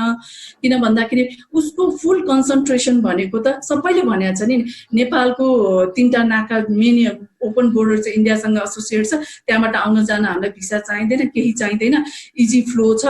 हो त्यो छ भने उनीहरूले चाहिँ त्यहाँ किन कन्सन्ट्रेसन गर्न सकेन के? जस्तो क्वारेन्टाइनको WHO को बेसिक प्रोटोकल यो केही नगरेर अब जे भइसक्यो भइसक्यो, तर भएको ठुलो गल्ती भयो। र अब यो लकडाउनलाई पनि अझ पनि अब हेरिरहँ, यो हाम्रो भाग्यको खेल हो, यही हो, हामीलाई दशा लागेको रहेछ भनेरै बसिरहने हो भने चाहिँ नेपालमा अब यो कोभिड-19ले भन्दा पनि कम्पेरिटिभ स्टडी गरौँ, हेर्नुहोस् कोरोना भाइरसले देखिएको होइन, रजिस्टर्ड रिपोर्टेड मेडिकल टेस्टेड अनुसारले 7 होइन 6 to 7 कति 7 भन्ने जस्तो लाग्छ छ भने आत्महत्या गर्नेको रेसियो हेर्नुहोस् मोर देन 400 छ होइन। यो ड्युरिङ दिस पिरियड कज के हो त होइन? किन भन्दाखेरि यहाँ लकडाउन त को मात्र सर्भाइभ गर्न सकिरहेछन्? मध्यम वर्गीय र निम्न वर्गीय। अब निम्न वर्गीय पनि सर्वहारा वर्गमा झरेपछि त ऊ पनि अब झन् रेसियो बढ्दै जान्छ। सेक्युरिटी च्यालेन्जेस त in terms of health, in terms of finance, in terms of food sovereignty, security च्यालेन्जेसले गर्दाखेरि कोभिड-19 को इम्प्याक्ट बढी हुँदैछ कि अथवा अन्य फ्याक्टर्सले चाहिँ इम्प्याक्ट बढी हुँदैछ नेपालको त्यो गतिशीलतालाई हेर्ने हो भने देखिनुपर्ने अवस्था चाहिँ देख्छ। र त्यो सबै चुनौतीहरूलाई आकलन गरेर एउटा कुरा चाहिँ हामीले के बुझ्न सक्नु पर्यो भने इट्स अ इम्पोर्टेड महामारी होइन, पेन्डेमिक। र यसलाई चाहिँ के हो त भन्दाखेरि हामीसँग फुल्ली कन्ट्रोल गर्न सक्ने अवस्था छ। किन भन्दा यो ठुला ठुला नदीले ल्याएको भेल होइन होइन, एउटा सर्टेन क्वारेन्टाइनको व्यवस्था, सर्टेन म्यानेजमेन्टको एउटा कुशल शासक, कुशल व्यवस्थापक भयो भने हामी जस्तो मुलुक 28 मिलियन इन टोटल पपुलेसन भएको ठाउँमा 1400-1500 को रेसियोमा हुँदाखेरि यसलाई कन्ट्रोल गर्न सकिएन भने कसरी देश चलायमान हुन्छ के? किनभने कन्ट्रोल गर्न नसकेको अवस्था होइन नि त। किनभने त्यत्रो लार्ज नम्बर अफ पपुलेसन चाइनाले समयमा कन्ट्रोल गरेर ऊभन्दा हामी कति पछाडिसम्म धकलिसक्यौँ। हेर्नु त लकडाउनको स्थितिले यहाँ अनि विभिन्न क्षेत्रमा परेको प्रत्यक्ष असर होइन। अब लकडाउन पूर्ण रूपमा खुल भन, त्यो म्यानेजमेन्टै छैन होइन, कन्ट्रोलिङ म्यानेजमेन्टै देखिँदैन। अझ पनि के भन्छ त भन्दा हिजोको रिपोर्टसम्म जिल्लाको प्रोपोर्सनल रेसियोमा 2500 को दरले PCR टेस्टिङका चाहिने इक्विपमेन्टहरू पठाइरहेको, आज 60,000। अब हुँदैछ यो रेसियोमा, उसले फुल एपिसेन्ट्रिक सेन्टर्स कहाँ छ त्यसलाई चाहिँ स्टडी गरेर त्यहाँ चाहिँ सेन्ट्रलाइज गर्न सकियो भने चाहिँ कन्ट्रोल हुन सक्छ। होइन भने यो कस्तो भइसकेको अवस्था छ भने आफ्नो प्रभुत्व देखाउने अथवा आफ्नो के भन्छ एक किसिमको आई क्यान डु भन्ने देखाएर टोलको नेता, जिल्लाको नेता बन्न खोजेको कारणले गर्दा राष्ट्रको नेता बन्न सकेको अवस्था छैन। किन भन्दा एउटा सानो इन्स्टिट्युट मात्र भनौँ, वैशाख 25 पछि अलिकति लुज मोडालिटीमा लाने भन्यो, लुज मोडालिटीमा लाने लकडाउनलाई केही हदसम्म हेरौँ भन्ने एक किसिमको त्यो बेला ट्रायल गरेको जस्तो देखियो। र सबैजना के हो त भने विभिन्न जिल्लाबाट आफ्नो गृह जिल्ला अथवा आफ्नो आफू जहाँ बस्न सकिन्छ त्यो जिल्लामा चाहिँ वासस्थानतिर लाग्न लाग्दाखेरि के गर्यो त भन्दा हरेकले आफ्ना व्यक्तिमा त सङ्गठित बनाएर बोकेर हिँडियो होइन, हिँडियो र त्यहाँ जसको पहुँच उसको नै त्यहाँ जान सक्ने भने चाहिँ एक किसिमको यो महामारीलाई त कसैलाई त अवसर छ भने धेरैलाई चुनौती छन्। त्यसले ल्याएर गर्दाखेरि धेरैको अधिकारहरू कुण्ठित भएको अवस्था देखिन्छ। किन भन्दा उनले यातायात मन्त्रालयले त्यो व्यवस्थापन गरेर सम्बन्धित गृह जिल्ला वासस्थानसम्म पुर्याउन सकेर क्वारेन्टाइनमा बेसिक स्ट्यान्डर्ड मेन्टेन गर्न सकेको भए। किन भन्दा हाजिर मात्र गर्नाउने, खाना घर जानुपर्ने, टोयलेट घरमा जानुपर्ने भएपछि त्यो भनेको के हो त? यदि क्वारेन्टाइनमा उसलाई बस्न सक्ने घरको भन्दा नभए पनि एउटा के भन्छ न्युट्रिसियस होइन, पौष्टिक तत्त्व खाना, अलिकति शौचालयको व्यवस्था लगायतका केही हुन सकिदिएको भए उनीहरूलाई घर जानुपर्ने कसैको रहर होइन। हुनसक्छ फ्यामिली प्लान फ्यामिली इन्ट्रेस्ट होला, फ्यामिली युनियनका कुराहरू होला, जाउँ भन्ने लागेर होला भन्ने त्यो कति प्रतिशत हुन्छ कि? किनभने हामी जस्तो गरिब मुलुकमा म गएर घरमा खाइदिनँ भने के हो त भन्दा दिनको 1 किलो जोगिएला भन्ने त हिसाब किताब भएको घर देश हो नि त हाम्रो त। 5 जना बाहिर बस्दा छ, घरमा मैले त्यहाँको नलिँदा मेरो परिवारले खान पाउँछ भन्ने मानसिकताबाट गुज्रेका हामी नेपालीहरूको लागि त के को फेलियर हो त भन्दाखेरि यो कुशल व्यवस्थापकको फेलियरको कारणले गर्दाखेरि हामी सबैको अधिकार कुण्ठित भएको। अहिले कोरोनाको कजले गर्दा यो सबै भएको हो। We have to accept it. हामी एउटा लेम्यान, एउटा सर्वसाधारण व्यक्तिले त्यसरी स्वीकार्न सक्दैनौँ। किन सक्दैन भन्दाखेरि त्यो चाहिँ के हो त, समयमा सही तरिकाले गर्न सकिएको भई मेरो खाद्यमाथिको अधिकार, मेरो स्वास्थ्यमाथिको अधिकार, मैले गर्न सक्ने मेरो रोजगारप्रतिका अधिकार, यो सबै कुण्ठित हुन सक्ने अवस्था चाहिँ थिएन के। त्यो कजले गर्दाखेरि कोरोना भाइरसलाई बाहिर देखाएर, कोभिड-19 लाई बाहिर देखाएर आफ्नो जिम्मेवारी, आफ्नो दायित्वबाट पन्छिने र आफूले गर्नुपर्ने हरेक प्रयासलाई चाहिँ के हो त भन्दा त्यसलाई परिचालित गर्न नसक्नुको कजले गर्दाखेरि यो चाहिँ के भन्छु त भन्दा अहिलेको यो जुन स्थिति आइरहेको, जुन इम्प्याक्ट देखिरहेको छ हाम्रो समाजमा, अघि भन्नुभयो सेक्युरिटी एक्सपर्ट सरले भन्नुभयो कि यसका च्यालेन्जेसहरू त भोलि लुटपाट, चोरी, आत्महत्या त सुरु हुन थालिसकेको छ। मोर देन 400 भनेको इट्स नट अ जोक नि होइन। यति समयभित्रमा अस्ति मात्र रिपोर्ट बुझाएको अनुसारले देख्दाखेरि यसले त के देखाउँछ भन्दाखेरि यो अर्गनाइज्ड ग्रुपहरूको लागि, सङ्गठित वर्गहरूको लागि चाहिँ केही हदसम्म यसले टेवा दिएको होला, सहयोग गरेको होला। तर म पूर्ण रूपमा एउटा लेम्यानको हिसाबले अथवा एउटा त्यो सफररको हिसाबमा गरेर आफूलाई उभ्याएर हेर्नु पर्यो भने असङ्गठित क्षेत्रहरूको पीडा त झन् न राज्यले बुझ्न सकेको छ, न सम्बन्धित सरकारले। जस्तो भनौँ यो घरेलु महिला कामदारहरूको अस्ति अहिले मैतीदेवीमा के 25 वर्षदेखि घरमा काम गरेर आफ्नो बालबच्चा छोरालाई स्नातक पुर्याए, छोरीलाई विवाहबारी गर्दै, कुनै के गर्दै, यस्ता कयौं कामदारहरू छन्, कयौं मालीहरू छन्, कयौं ड्राइभरहरू छन्, कयौं सहचालकहरू छन्, कयौं ज्याला मजदुरी गर्नेहरू छन्, कयौं भरियाहरू छन् होइन। राहतको प्याकेज ल्यायो कस्तो हेर्नुहोस्, एउटा सर्टेन स्टडी बेगरको तत्काल आत्तिएर गर्ने के। सरकारले कुनै पनि काम गर्दाखेरि धैर्यता छैन, त्यो एक किसिमको सिन्सेरिटी भन्छ नि, सिरियसनेस पनि छैन, सिन्सेरिटी पनि छैन, एकदम आत्तिने स्वभावले गर्दाखेरि यो राहतको प्याकेजहरू कति फेलियर भयो भन्नुहोस् त।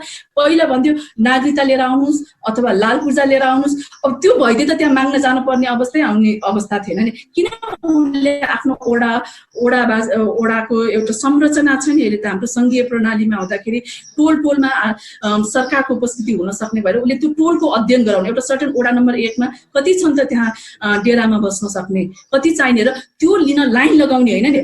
सोसल डिस्टेन्सिङ मेन्टेन गर्नको लागि लकडाउन गरेका छ, अनि सामान बोक्न चाहिँ के गरेका छ त सरकारको दैलोमा आइज भनेको छ। मान्छे वाट इज द मिनिङ? यो फरक के हो त सोसल डिस्टेन्सिङ र उसले दिएको राहत प्याकेजको होइन, सरकारले परिचालित गरेको मेकानिजम सिस्टम भन्नु भनेपछि उसले त्यो संयन्त्र सञ्चालन गर्न नसक्दा यो सरकारको आत्तिने स्वभावले गर्दाखेरि पनि हामी चाहिँ विभिन्न सेक्टरहरू अलिकति समस्यामा परेको हो कि जस्तो लाग्छ। यसले ल्याएका चुनौतीहरू त एउटा मात्र भन्न सकिँदैन कि। हेरौँ अहिले देखिरहेको यो मेन्टल डिप्रेसन, बालबालिकाको हकमा हेरौँ भने मेन्टल ग्रोथको पक्षबाट स्टडी गर्दै जाउँ कस्तो भइराखेको अवस्था छ। ओभरअल यो हाम्रो नेपाली मानव समुदायमै हेरौँ, एउटा हाम्रो मेन्टल यो डिप्रेसन्स अथवा एउटा मेन्टल हेल्थको कुरा गरौँ भने सबैजना चाहिँ के हो त समस्यामा परिराखेको छ।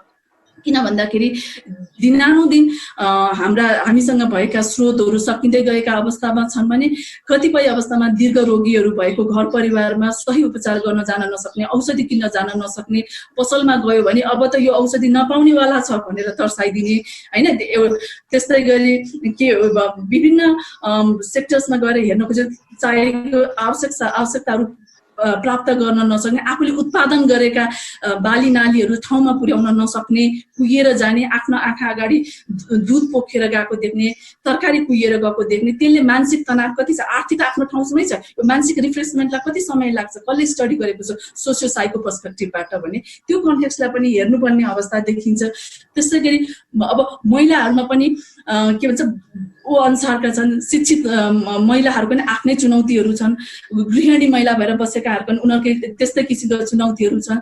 यो घरेलु हिंसा दिनदिनै बढेका यी घटनाहरूले देख्दाखेरि त के देख्छ भने महिलाको कन्टेक्स्टमा हेर्ने हो भने पनि यो लकडाउन, अब न्याय क्षेत्रमा जाउँ भने के हो त भन्दा अब केही लकडाउनको उसलाई बनाउनु अत्यन्त बाहेक छैन, त्यहाँसम्म पुग्नलाई यातायात छैन, महिला कहाँ जान्छ, कहाँ जान सक्छ, कसरी जान्छ, त्यसमा के संयन्त्र छ, त्यसलाई हेर्न सक्ने अवस्था छैन, जसले गर्दाखेरि त्यसको उपचार नभएको कारणले नै त बढ्दै गएका अवस्था हुन् भने यस्ता विभिन्न क्षेत्रले गर्दाखेरि मानव अधिकारको कन्टेक्स्टबाट लकडाउनलाई हेर्दाखेरि उसो भए खोलिदिने त भनेर प्रश्न गर्नुहोला। पूर्ण रूपमा खोल्ने भनेको अवस्था छैन, भनिएको होइन। यो जति समय लेख्छ अब चाहिँ लकडाउन कहिलेसम्म हुन सक्छ भनेर एउटा आकलन त गर्न सक्नु पर्यो नि। जस्तो धेरै टाढा जाँदै नजाउँ, अहिले हामी यहाँ छलफल गरेको मध्ये हामी अहिले काठमाडौँमा बसिरहेकाहरूले हेरौँ, रिङ रोडमा जति सार्वजनिक यातायातको अलिकति केही हदसम्म सुविधा छ, रिङ रोडभित्र हेर्नुहोस् त निलो रङको माइक्रोलाई हेर्नुहोस्, सेतो माइक्रोलाई हेर्नुहोस्, सफा टेम्पोलाई हेर्नुहोस् होइन, त्यहाँ चल्ने लामो ठुला ठुला बसहरू चल्न सकेका छ। अब त्यो यातायात मन्त्रालयले त्यसलाई के गृह कार्य गरिराखेको अवस्था छ। भोलि उसले खोलेर कर्मचारीलाई त्यहाँ लान्छु भन्दाखेरि उसको केही आइसकेको छ त अवस्था। त्यस्तै गरी काठमाडौँबाट बाहिर आफ्नो गृह जिल्लामा गएका छन् र आफ्नो अब सुचारू गरौँ केही हदसम्म भन्यो भने त्यसलाई ल्याएर कन्टिन्युटी गर्ने के अघि कुरा उठियो के हो त भन्दा केही आधारभूत आवश्यकताका उद्योग धन्दाहरू खोल्ने हो। त्यो खोल्दाखेरि राज्यले के सहयोग गर्दैछ त? किन आउँदैन प्याकेजमा? किन कुरा उठाउँदैन? उनीहरूलाई विद्युतको छुट छ कि, करको छुट छ कि, अथवा उनीहरूलाई त्यहाँ बस्ने के भन्छ क्वार्टरको व्यवस्था गरिदिन सकिराखेको अवस्था छ कि छैन? उद्योग धन्दाले त्यो बापत उसले के प्राप्त गर्न सक्दछ अनि पो चलायमान हुन सक्छ होइन। त्यो अवस्था देखिसकेको अवस्था छैन भनेपछि यसलाई लकडाउनलाई पूर्ण रूपमा खोलेर अब जस्तो स्कुलहरू हेरौँ होइन, स्कुलहरू चाहिँ अब निजी स्कुल 21 गतेदेखि एकछिनमा अब खोल्नुपर्छ भनेर कसैको माग रह्यो, अब यो खोल्नै पर्छ किन यति जान्छ भने। अब एजुकेसनको पनि त लेभल होला नि। जस्तो प्राइमेरी प्री प्राइमेरी बच्चाहरूको लागि त full dependent with the school system होइन, स्कुल सिस्टममा डिपेन्ड भइराखेको अवस्थामा के हो त भन्दाखेरि हेरौँ यो के भन्छ इन्डियन बोर्डर बेल्टका जति पनि डिस्ट्रिक्ट जिल्लाहरू छन् त्यहाँ त के छ क्याम्पस र स्कुलहरू नै क्वारेन्टाइनको रूपमा प्रयोग गरिरहेको छ भनेको छ होइन। शिक्षालाई सेग्रिगेट गरेर चलायमान बनाउने हो कि, अथवा शिक्षा मन्त्रालयको भिजन के छ त? अब लकडाउनभरि उसले काम के गरेर बसेको छ शिक्षा क्षेत्रको लागि चाहिँ, अब अपलिफ्ट गर्नको लागि, त्यसलाई चाहिँ चलायमान बनाउनको लागि, शिक्षाको सुनिश्चितता गर्नको लागि। त्यस्तै गरी अब रोजगारको कुरा हेर्नु होइन, कन्ट्र्याक्ट बेसिस ज्याला मजदुरीहरूको आफ्नै किसिमका होला। कतिले चाहिँ के हो त भन्दा लोकसेवाले पनि के ल्याइसकेको अवस्था भिजन छ। कतिको त उमेर सिद्धिन लाग्यो होला, 35 वर्ष सकिन लाग्यो होला, 40 वर्ष सकिन लाग्यो होला। यसलाई कसरी उसले कम्पेन्सेट गर्न सक्छ? त्यसलाई कसरी संरचना उसले गर्छ? रोजगारको सुनिश्चितता कसरी गरिदिन सक्छ? अब जो चाहिँ विभिन्न होटेल व्यवसाय लगायत अन्य क्षेत्रबाट चाहिँ आफू अहिले रोजगारविहीन भएर बेतलबी साथसाथै तलब कसरी अब ल्याउन सक्छ र बाहिरबाट आएको अवस्थालाई कसरी गर्न सक्छ? यो सबै मानव अधिकारको दृष्टिबाट हेर्नुपर्ने अवस्था हुन्छ र कोरोना भाइरस कोभिड-19लाई देखाउने र ड्यू टु अफ दिस झन् नेपाल चाहिँ यति गरिब भएको हो भनेर राज्य यसबाट के हो त स्केप हुन पाउँदैन, त्यसबाट उम्किन पाउँदैन। किन राज्यको दायित्व भनेको कहिले पनि भुल्नु हुन्न। उसले पूर्ण सुरक्षा प्रोटेक्सन दिने, आवश्यकताहरू परिपूर्ति गर्ने र साथसाथै उपचारका बाटाहरू पनि खोल्नुपर्ने दायित्व भएको कारणले गर्दाखेरि यसलाई चाहिँ के हो त भन्दाखेरि यो कुशल शासक कुशल व्यवस्थापक भयो भने लकडाउन चुनौती हुँदैन। तर के हो त भन्दाखेरि पर्ख हेर एउटा महामारी आज आँधीबेहरी आएको छ, यो आफ्नो ठाउँमा जान्छ, 12 वर्षपछि कुलोले बाटो फेरिन्छ नि हामी आफ्नै ठाउँमा पुग्छौँ भन्ने मनसायले हामी सबै बस्यौँ भने अब नेपाली नागरिकहरूको दिन चाहिँ भोलिको लागि के हो त भन्दा एकदम भयावह भन्दाखेरि अहिलेको सही समयमा गर्न सक्ने र अन्तिममा पनि म एउटा के चाहिँ फोकस गर्नु सक्छ, लकडाउनको आकलन गर्न सक्ने हुनु पर्यो, उसको मेकानिजम चाहिँ क्लियर हुनु पर्यो। अब कसरी राज्यले पहल गर्दैछ, कम्तीमा पनि हामी 10-15 दिन 2 हप्ता 3 हप्तापछि हामी यो पर्ख र हेर भन्ने सिद्धान्तबाट गएर ढोकामा आइसकेको चुनौतीलाई कसरी पार गर्ने भन्नेमा पुग्यो भने मात्रै सम्भव हुन्छ जस्तो लाग्छ। अब केही उठेछ भने छलफल गरौँला। अहिलेलाई अब सायद समय पनि कमी होला, त्यसैले म मेरो कुरा यही रोक्छु अहिलेलाई। हस्, धन्यवाद अधिवक्ता लक्ष्मी शर्माज्यूलाई। समग्र पाटो यो नागरिक अधिकारको पर्सपेक्टिभबाट राज्य धेरै ठाउँमा चुकेको छ, उसले योजना बनाउन चुकेको छ, उसले आफ्नो पब्लिकलाई दिने सर्भिस डेलिभरीमा चुकेको छ। एक हिसाबले लकडाउन एउटा साध्यका रूपमा राज्यले अङ्गीकार गरिरहेको छ। यति बेला सारा नागरिकहरूलाई घरभित्र थुनेर उपचार पनि हुन्छ र उनीहरूलाई अरू बाँकी दायित्व राज्यले पुरा गर्नु पर्दैन भन्ने मानसिकता राज्यले देखाइरहेको सन्दर्भमा 400 भन्दा बढी आत्महत्याका घटनाहरू अहिले प्रकाशमा आइसकेको छ। त्योभन्दा बढ्ता ओझेलमा परेका अरू घटनाहरू पनि हुन सक्लान्, कतिपय बाहिर मुखरित नभएको हुन सक्ला। यतातिर पनि राज्य र सम्बन्धित सरकारवालाहरूको ध्यान जान वाञ्छनीय छ। यति बेला यो नागरिक अधिकारको सवालमा थुप्रै पाटोहरूबाट हामीले केलाउनु पर्नेछ। आज यो लकडाउनको विकल्प के हुन सक्छ, यसलाई कसरी अझ व्यवस्थित बनाउन सक्छ ताकि रोगको संक्रमण हुने दरलाई पनि निरुत्साहित गर्न सकियोस्, नियन्त्रित गर्न सकियोस् र नागरिकहरूको निर्बाध आवागमनदेखि उसको दैनिकीलाई पनि असर नपरोस् भन्ने हेतुले हामीले यी कुराहरू जोड्यौँ।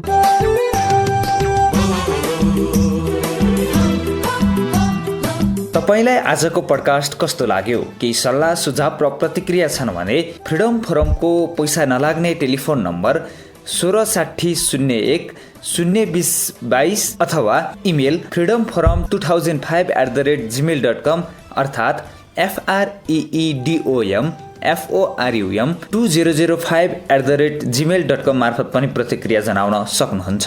आजको पडकास्टबाट म आदित्य दाहाल बिदा चाहन्छु। नमस्कार।